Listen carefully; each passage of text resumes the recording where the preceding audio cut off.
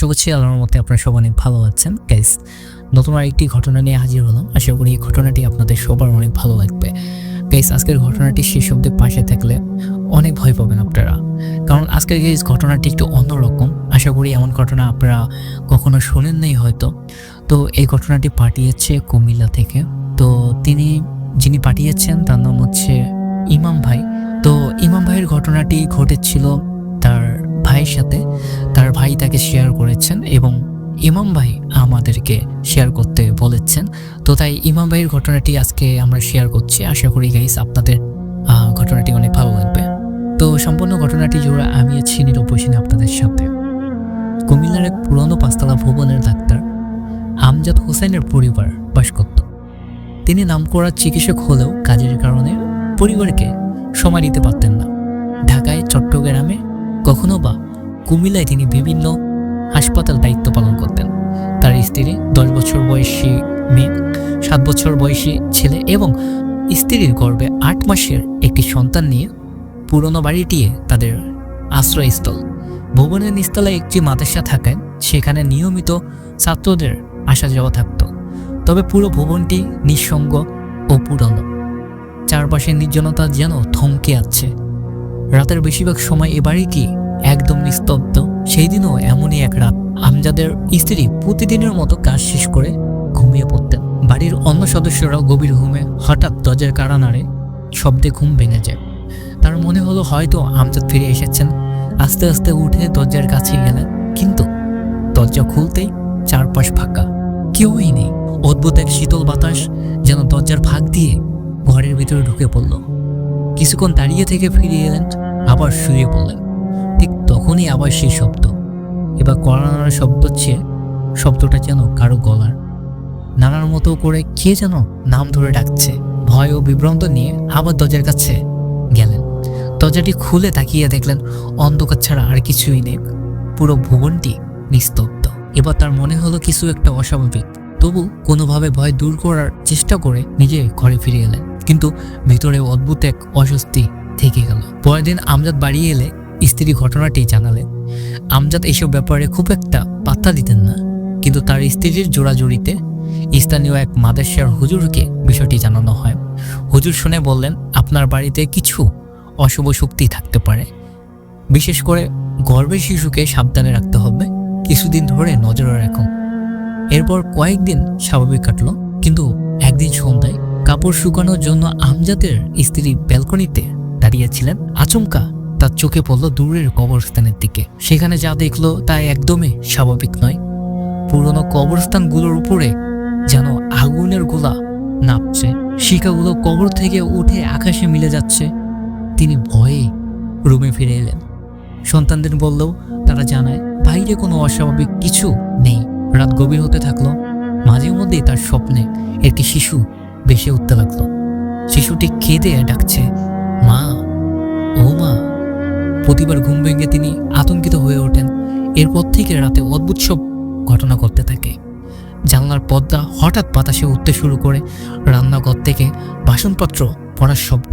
সবচেয়ে ভৌতিক করছিল শীতের রাতের কম্বল টেনে নেওয়ার অনুভূতি, যেন কে পায়ের দিক থেকে কম্বল নামিয়ে দিচ্ছে। ঘটনাগুলো একের পর এক বাড়তে থাকলে তিনি আবার হুজুরের কাছে যান। হুজুর তাদের বাড়িতে এসে তাদবির করেন এবং একটি বিশেষ পদ্ধতিতে জিনটিকে বোতলবন্দি করার চেষ্টা করেন। কিছুদিন পরিস্থিতি শান্ত থাকে, কিন্তু এরই মধ্যে গর্ভের শিশুর সময় ঘনিয়ে এলো। পুষ্পের দিন হাসপাতাল পর্যন্ত যাওয়ার পথে তার পেটে প্রচণ্ড ব্যথা উঠল। ঘটনার জটিলতা বাড়তে শুরু করলো। তবে এটাই ছিল সবে শুরু। আমজাদের স্ত্রী নতুন শিশুকে নিয়ে বাসায় ফিরলেন। প্রথম কিছুদিন সবকিছু শান্ত মনে হচ্ছিল। শিশুটিও সুস্থ ছিল, কিন্তু তার কান্না ধরন ছিল অন্যরকম। গভীর রাত হলে যখন সবাই ঘুমিয়ে থাকতো, তখনই হঠাৎ এমনভাবে চিৎকার দিয়ে কাঁদত যে তার কান্নার শব্দ যেন পুরো বাড়ি কাঁপিয়ে দিত। এমনকি আশেপাশে মানুষও তা শুনে আতঙ্কিত হয়ে পড়ত। একদিন রাতের বেলায় শিশুটি কাঁদতে শুরু করলে আমজাদের স্ত্রী কোলে তুলে শান্ত করার চেষ্টা করলেন, কিন্তু তার মনে হলো শিশুটি তাকে এক অদ্ভুত দৃষ্টিতে দেখছে। তার চোখের মনি যেন অস্বাভাবিক লালচে আবার ছড়িয়ে দিচ্ছিল।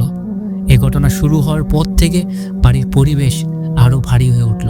রাত বাড়ার সঙ্গে সঙ্গে অদ্ভুত সব শব্দগুলো যেন আরো প্রকট হতে লাগলো।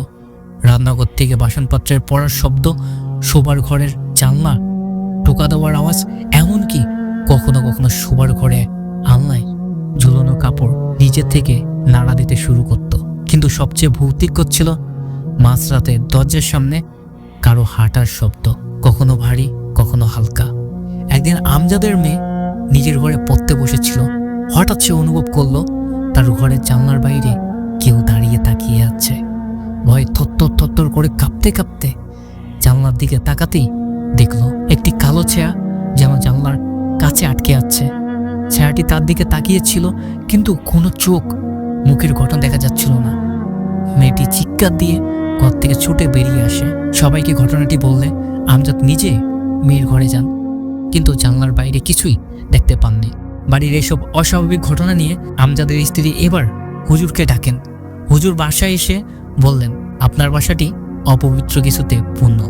তবে সবচেয়ে অদ্ভুত বিষয় হলো এই অশুভ শক্তি যেন নতুন শিশুটিকে টার্গেট করেছে। বাসাটি ছাড়ার জন্য প্রস্তুতি নিন। ততদিন পর্যন্ত শিশুটিকে সবসময় চোখে রাখুন এবং নিরাপদ রাখুন। পরিস্থিতি আরো ভয়াবহ হয়ে উঠল। এক রাতে আমজাদের স্ত্রী আবার সে অদ্ভুত স্বপ্ন দেখলেন। এবার তার নবজাতক সন্তান তাকে ডাকছে, মা আমায় বাঁচাও। স্বপ্নে দেখলেন শিশুটি তাকে ছুটে চাইছে, কিন্তু কোনো এক অশুভ শক্তি তাকে শক্ত করে টেনে অন্ধকারে নিয়ে যাচ্ছে। তিনি ঘুম থেকে জেগে উঠে দেখেন নবজাতকটি তখন কাঁদছে, কিন্তু তার কান্না এতটাই অস্বাভাবিকতা ছিল যে আমজাদের স্ত্রী মুহূর্তেই বুঝতে পারলেন কিছু একটা ঠিক নেই। একদিন সন্ধ্যায় শিশুটিকে কোলে নিয়ে তিনি ব্যালকনিতে দাঁড়িয়েছিলেন। হঠাৎ তার চোখ পড়ল সেই দূরের কবরস্থানের দিকে। আগের বারের মতো এবারও কবর থেকে আগুনের শিখাগুলো উড়ে বেড়াচ্ছিল। তবে এবারও আরো ভয়ঙ্কর কিছু দেখলেন। একটি কবরের উপর একটি ছায়ামূর্তি বসেছিল, যেন তার দিকে তাকিয়ে আছে। তার মনে হলো সেই ছায়াটি তার নবজাতককে চায়।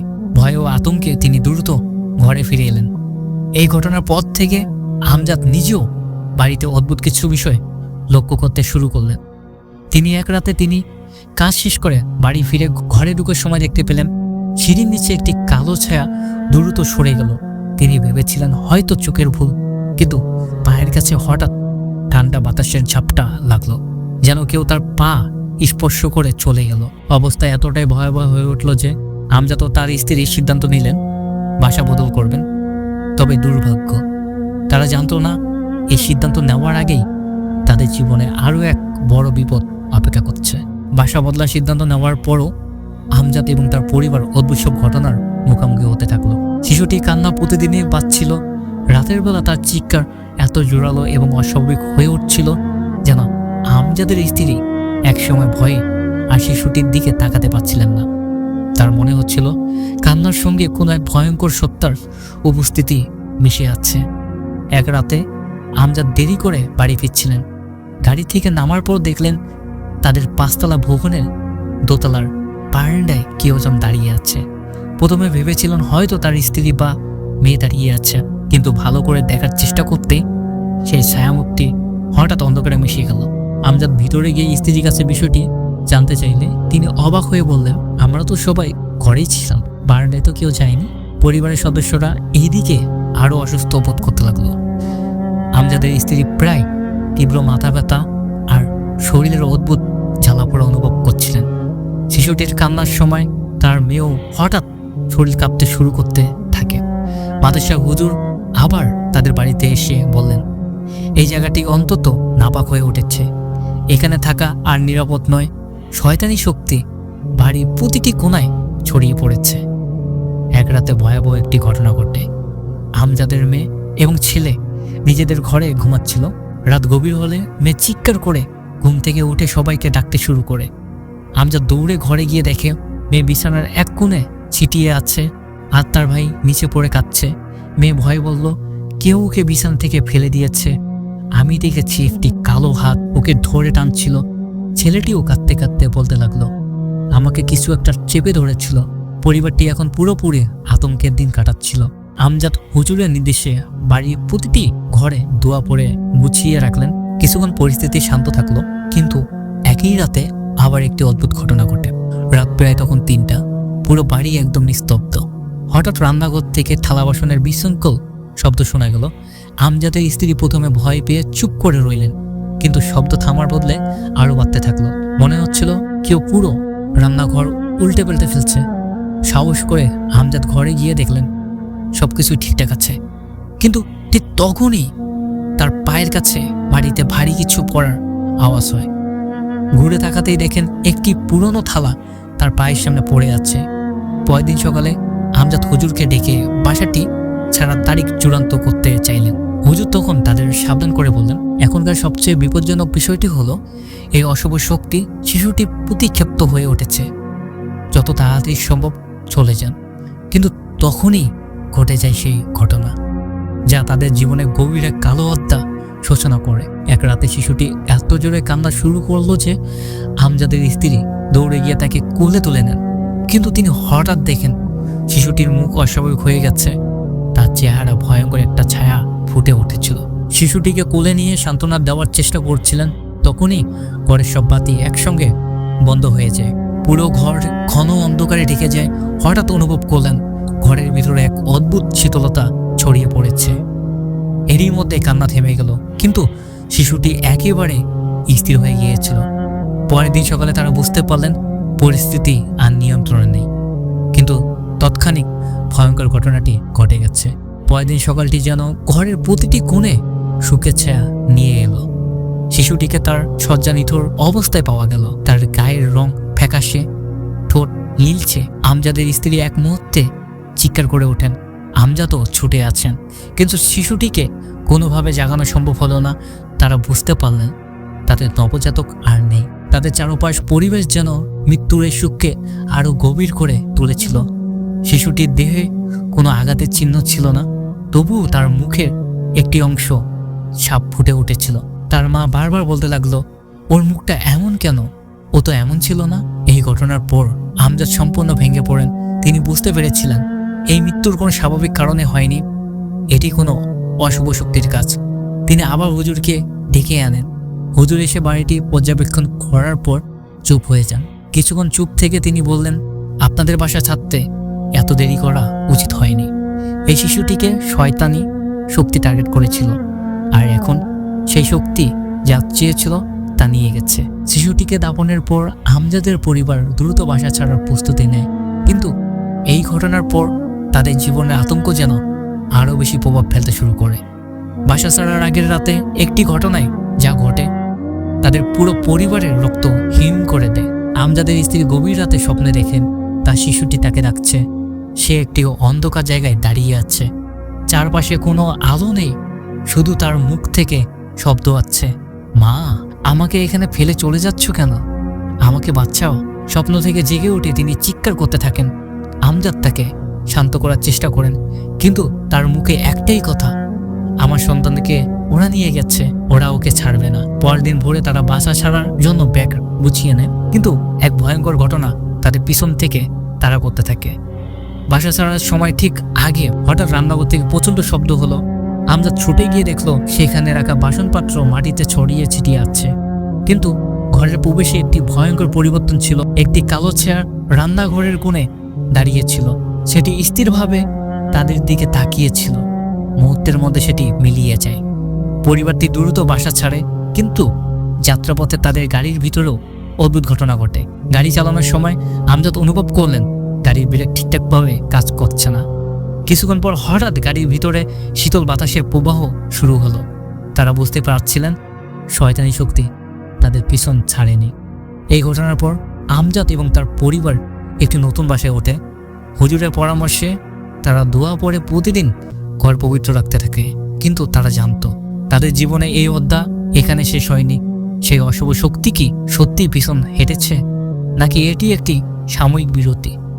তাদের নতুন জীবন শুরু হলো একটি প্রশ্ন তাদের তাড়া করে ফেলে, শিশুটির মৃত্যুর পিছনে ঠিক কি ছিল, কিভাবে এই অশুভ শক্তি তাদের জীবনে প্রবেশ করলো।